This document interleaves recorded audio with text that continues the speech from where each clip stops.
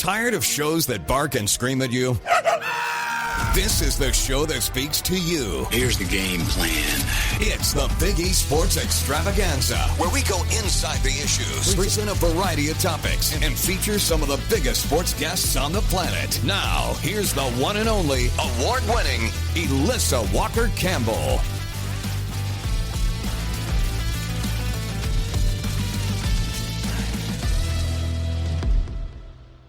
Elissa Walker-Campbell with you on the Big E Sports Show, and the NFL is back. We are honored to welcome in one of the most influential figures in the world of sports, legendary super agent Leigh Steinberg. He's based out of California, and Leigh has represented some of the biggest names in the NFL and beyond, especially quarterbacks, shaping their careers, impacting the game for decades. Leigh, it is always a true pleasure to connect with you. How are you? Just doing very well, Elissa. Happy to be with you. Well, it's good to have you back on. And before we break down and dive into week one, I've got to ask you, Travis Kelce and Taylor Swift are now officially engaged. And it feels like the NFL is now part of the pop culture world every Sunday. So from your perspective as an agent, what do you make of this crossover? And is this just fun buzz, or does it actually expand the NFL draft brand even more? It absolutely expands the brand because all those millions of Swifties and young girls who listen to that music now have a rooting interest, and it's sort of like a fairy tale. And it highlights the fact that pro football dominates our culture. 91 out of the top 100 Nielsen-rated television shows last year were NFL football, which means it's not only the most popular sport by about 3-1 in this country, it's the most popular form of televised entertainment. So anytime you have one of these crossover romances with two major figures from disparate worlds, it creates great storytelling, a lot of attention. And if the NFL didn't need to get any bigger, it certainly has expanded, partly because of that relationship and partly because there's a love affair going on between the American public and pro football. Yeah. Talking about the NFL, the global brand, we look forward to tonight's game with the Chiefs and the Chargers. What are your expectations for this particular matchup? And what do you think it's going to reveal, Leigh, about both of these teams right out of the gate? So with the Chargers, you have the fact that Jim Harbaugh came in and did such a dramatic job in turning their culture around. And he took essentially the same players from a losing team and made them into a winning team. So you're looking at the continued development there. Then it's been a season of doubters about the Chiefs. And I expect that they'll come back to form. They're missing their wide receiver, Rashid Rice, but for the first 6 games. But other than that, I think that the improvement in their offensive line and the fact that if to give Mahomes a modicum of protection, I think you're going to see the Chiefs come back to their rightful space in NFL hierarchy. We'll talk some more about the Chiefs here momentarily, but you are a California guy. How do you see the Chargers approaching this season? Just under, just the amazing job you were talking about with Jim Harbaugh. I mean, they were 11-5 last year.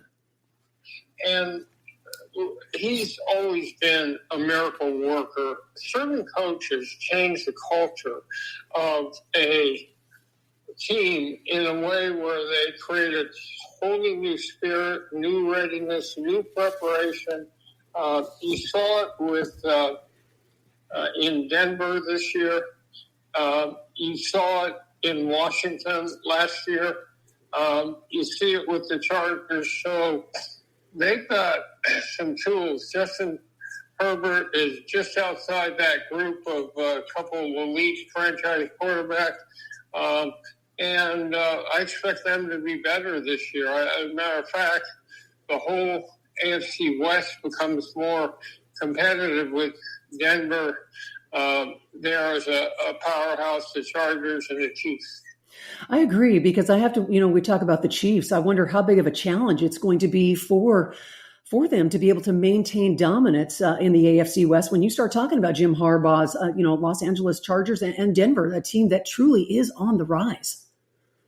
And Denver has been a miraculous makeover. Sean's done that wherever he's been.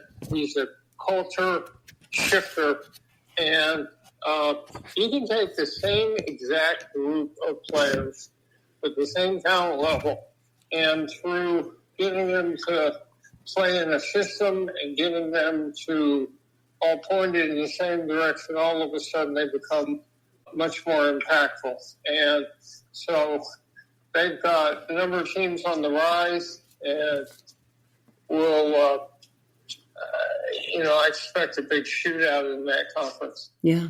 Legendary super agent Leigh Steinberg, our very special guest on the Big East Sports Show. And we got to talk about your guy. We got to talk about your client, Patrick Mahomes. He certainly is the heartbeat for the Chiefs. And what do you anticipate for him in 2025? Because I say revenge is a great motivator. And they fell short, at the Super Bowl last year. So he's got some business to take care of. What's going through Patrick Mahomes' mind coming into this season? So I don't think they'll be surprised again by the Eagles.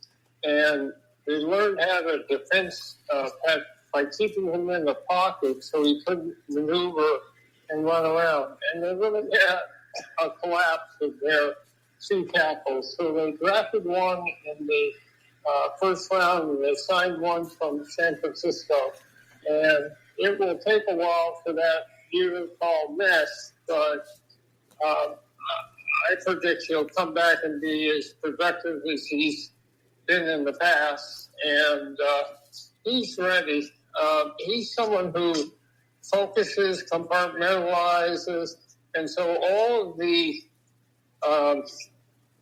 endorsements, the commercials, the profile, that doesn't affect his work ethic.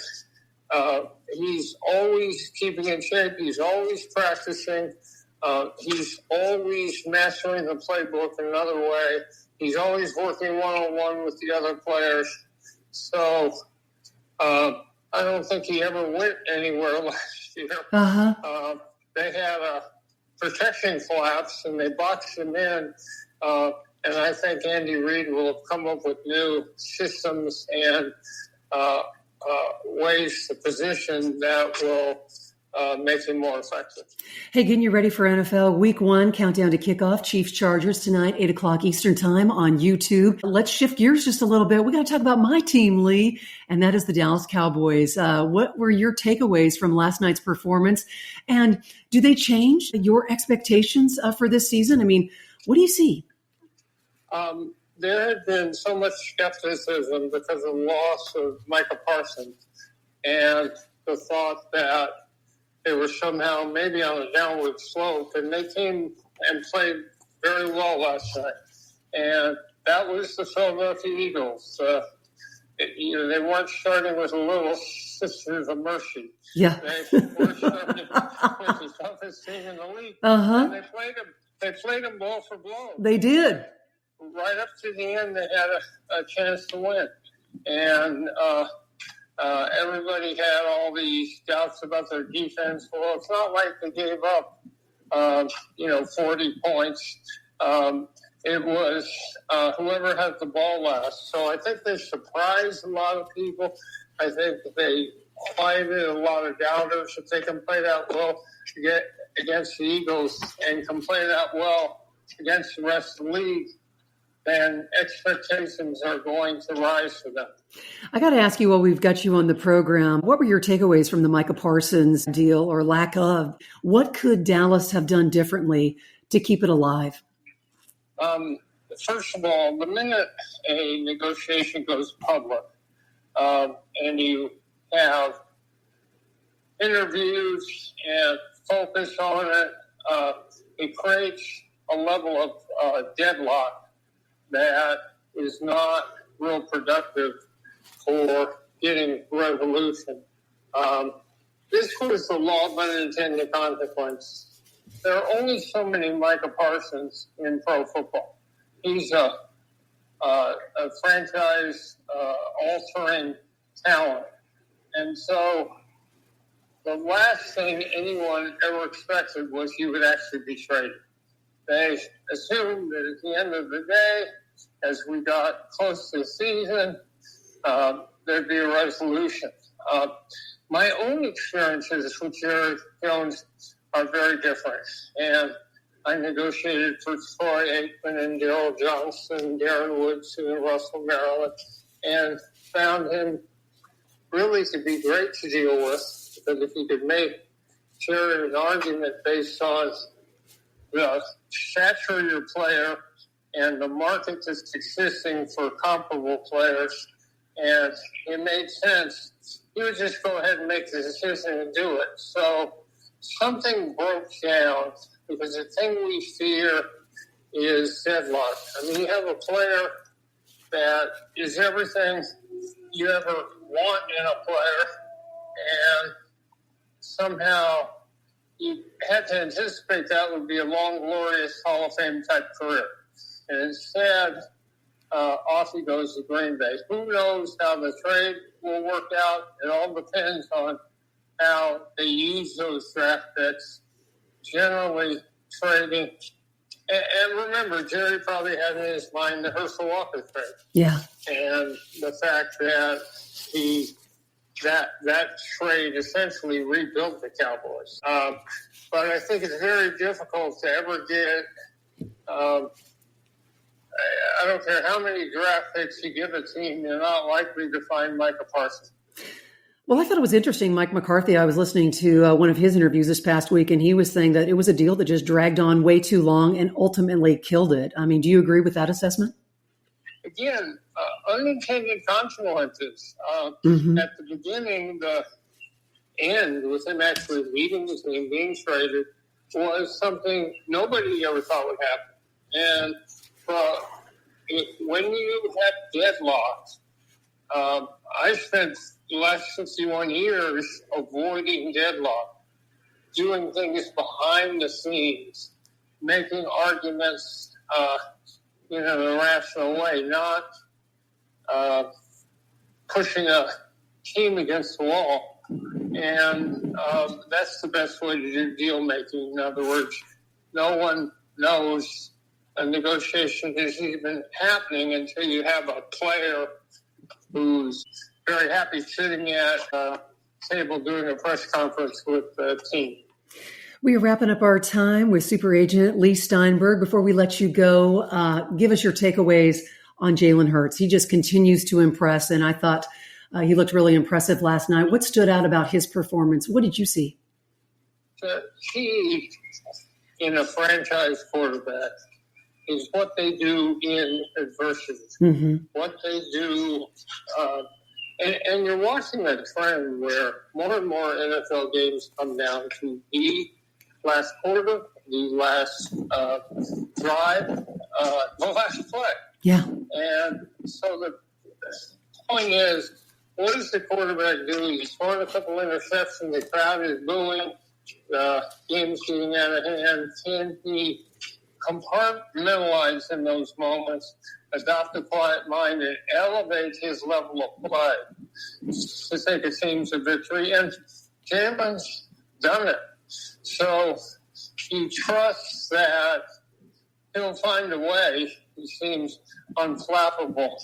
And obviously they were the better team last night, but they faced an unexpected challenge, and he came through. So that puts him in that group of Mahomes and Lamar Jackson and Josh Allen and Joe Burrow that know how to win and can make a difference. Absolutely. And they certainly, the Eagles, they were able to separate themselves. Jalen Hurts is a gamer. Always a true pleasure when we have the opportunity to catch up with legendary super agent, one of our favorites, and that is the great Leigh Steinberg. It's good to have you back on the program, and we're ready for the season to get underway. Enjoy the game tonight, Leigh. Ready for some football. Okay, that's right. Absolutely. 100%. We'll talk to you soon, Leigh. Thank you. So long.